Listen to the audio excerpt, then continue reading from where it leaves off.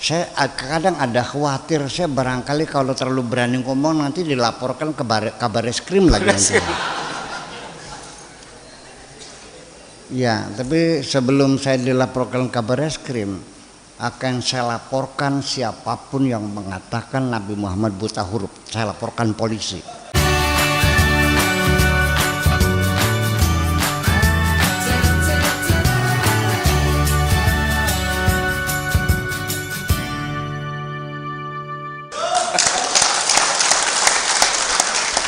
Karena ini menghina Nabi saya. Karena buta huruf ini identik dengan goblok. Kalau ada anak itu disuruh ini salah, suruh lagi salah, sebenarnya salah. Dasar buta huruf loh. Artinya buta huruf tuh. Goblok. Kita tidak berpikir. Masih ada waktu nggak apa-apa ya? Coba kita berpikir sekali lagi. Ini Nabi buta huruf itu maksudnya apa? Memblow up, menyiarkan bahwa Nabi buta huruf.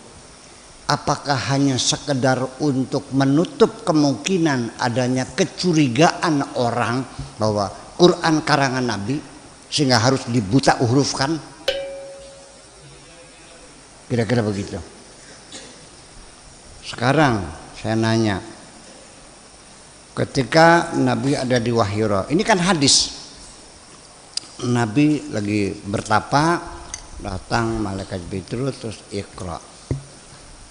Ini kan si rawi menceritakan seperti teatrikal, seperti teater, yang bercerita melihat Nabi bercerita Jibrilnya datang pakai baju putih, sorban putih, bersih, kan begitu. Lalu membuka satu kertas di hadapannya, Iqra. Lalu jawabnya, ini kan tidak menceritakan Nabi pada suatu hari ketika saya sedang khalwat, tiba-tiba saya, kan bukan Nabi yang cerita. Ini orang yang cerita, apa dia hadir di gua itu? Ini kan persoalan. Sudah, ini kita berpikir, pakai jubah, pakai sorban, jahitnya di mana? Kayaknya tetor apa tetrek?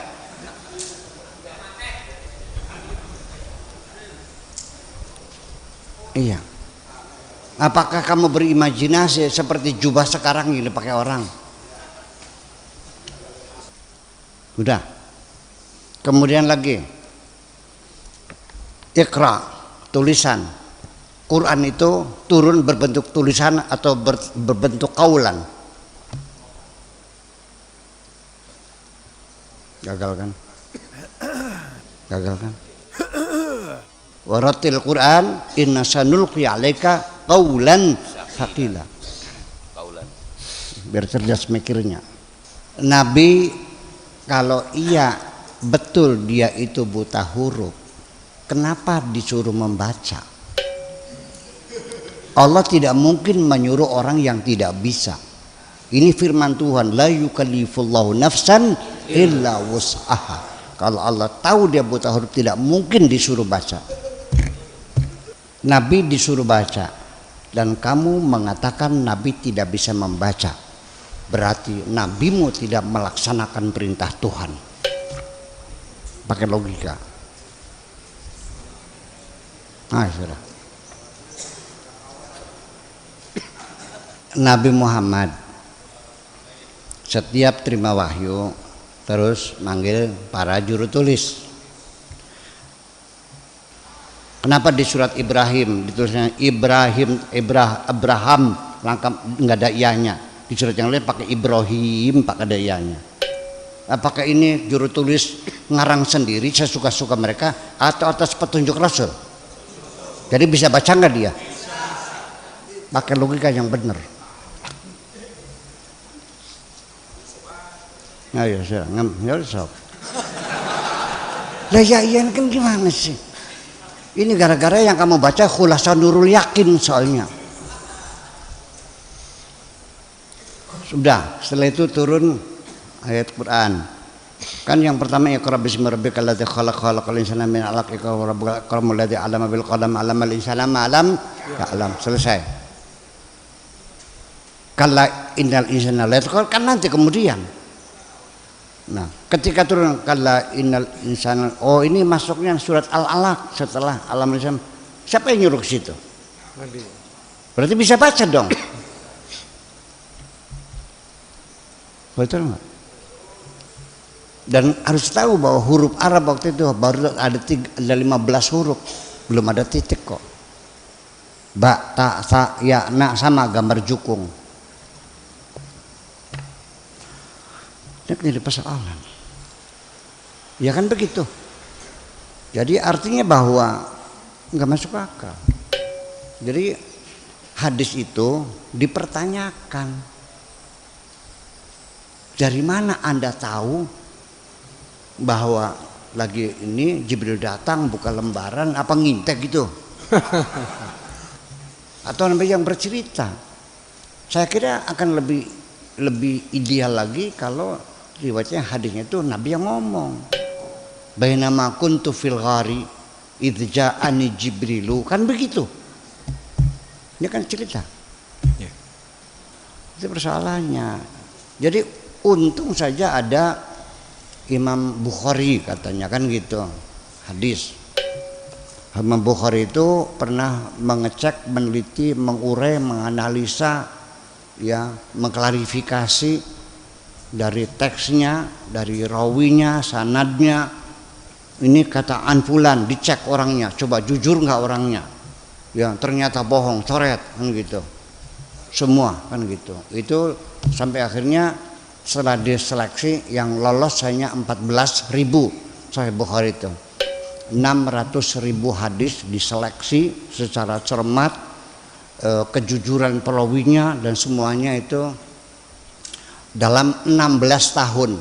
Yuk kita ngitung. 16 tahun. Hadisnya 600.000.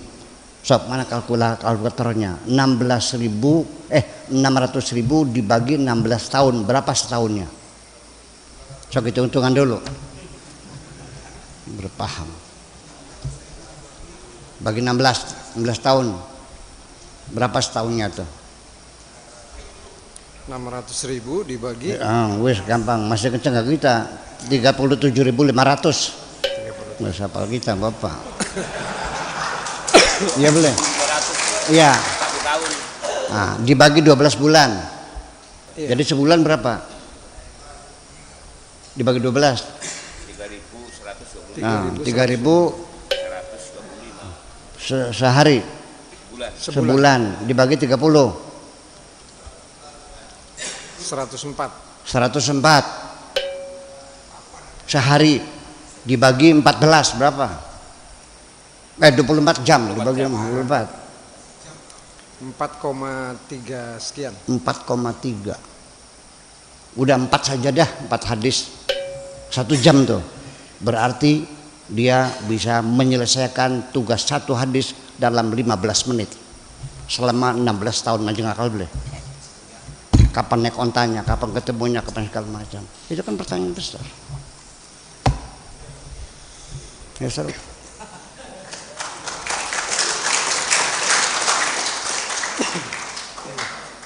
Dulu saya dengan Gus Dur bicara seperti ini.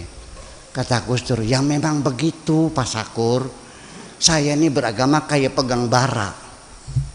Dilepas nggak boleh, dipegang saya sakit. Ya kan artinya. Oleh karena itu yuk sekarang kita berpikir. Jangan takut murtad dong. Oleh karena itu yuk sekarang kita berpikir. Jangan takut murtad dong. Jangan takut murtad dong. Daripada kamu mempercayai sesuatu yang tidak benar. Betul nggak? Ya iya, berpikir kritis. Selama ini kita dididik beragama ini dengan cara pejamkan matamu, matikan lampu, tutup jendela, kunci pintu. Yakinlah begitu caranya. Selama ini kan begitu. Pokoknya kan begitu. Yuk kita berbicara rasional. Itu yang saya inginkan. Dan ini akan terjadi perubahan nanti. Tapi kalau tidak dimulai dari pikiranmu, bagaimana bisa berubah?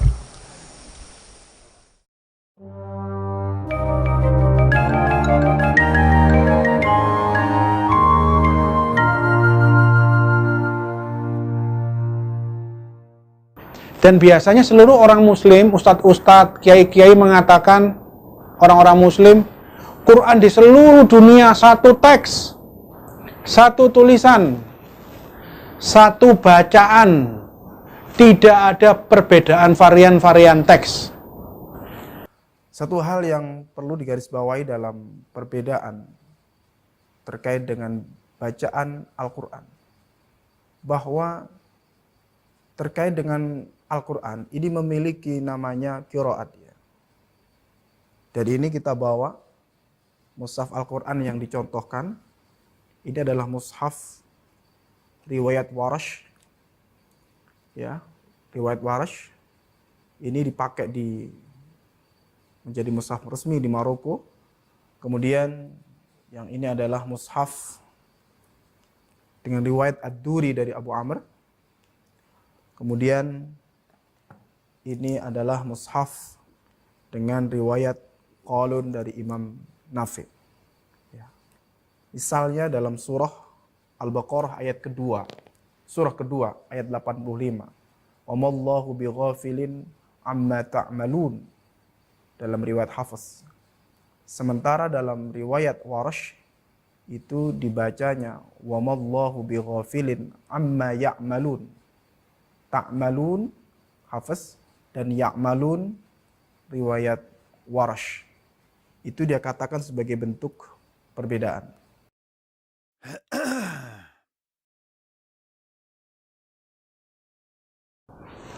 Di sini yang dipakai di Indonesia ta'malun, dari yang kalian, engkau, you kerjakan. Versi Maroko bigofilin ama ya'malun, yang mereka. Di sini kalian kerjakan. Di Quran Maroko bukan you tapi they dan.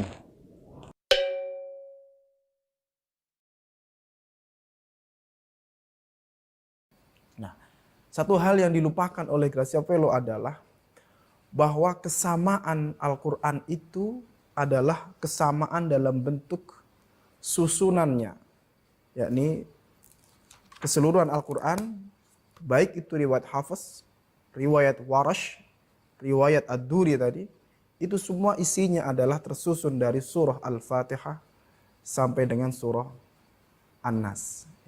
Surah Al-Fatihah sampai dengan surah An-Nas. Semua sama. Baik itu mushaf yang ada di Indonesia maupun mushaf yang ada di dunia Islam yang lain, termasuk yang dicontohkan dari Maroko.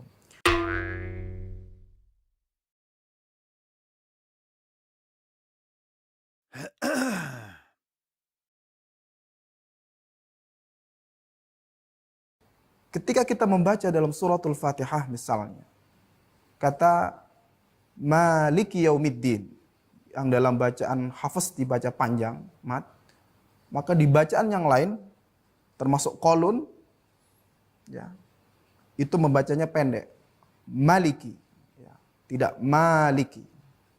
Ini namanya varian, bukan perbedaan. Istilahnya adalah multiple reading, perbedaan dalam pengertian varian bacaan. Kita boleh membaca dengan Malik panjang atau Maliki dengan bacaan pendek. Tapi intinya bahwa bacaan Al-Quran itu tidak tunggal. Bacaan Al-Quran tidak tunggal. Nabi hanya mewanti-wanti, di antara 7 huruf itu, faqra'u ma tayassara min. Bacalah olehmu, di antara yang varian yang ada, mana yang paling mudah. Mana yang paling mudah. Dan dalam konteks sekarang ini, bacaan yang paling mudah di dunia Islam itu adalah dengan riwayat Hafiz dari Asim. Namun di Maroko justru mereka yang lebih familiar, lebih mudah menurut mereka adalah bacaan Warash An-Nafi. Demikian penjelasan terkait perbedaan varian bacaan qiraat itu sudah terjadi di masa Rasulullah Sallallahu Alaihi Wasallam dan semua sudah tercover dalam mushaf-mushaf yang ada, baik itu riwayat Qalun, baik itu pada riwayat Ad-Duri maupun riwayat Warash An-Nafi.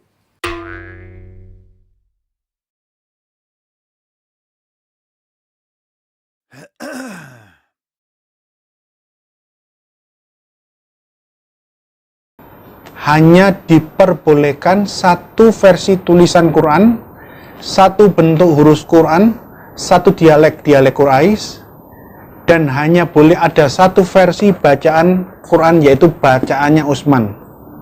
Tidak diperkenankan ada qiraatus sabah, qiraat yang berlainan, 7 bacaan, tidak boleh. Qiraatus sabah hanya pernah ada sebelum zaman Utsman, selama Muhammad masih hidup. Kalau menurut saya kalimat ini mungkin harapan ya, harapannya orang Muslim. Tapi terus terang hal ini tidak sesuai dengan fakta yang terjadi sebenarnya. Klaim Quran di seluruh dunia satu teks, satu tulisan, satu bacaan, satu makna, itu tidak terbukti.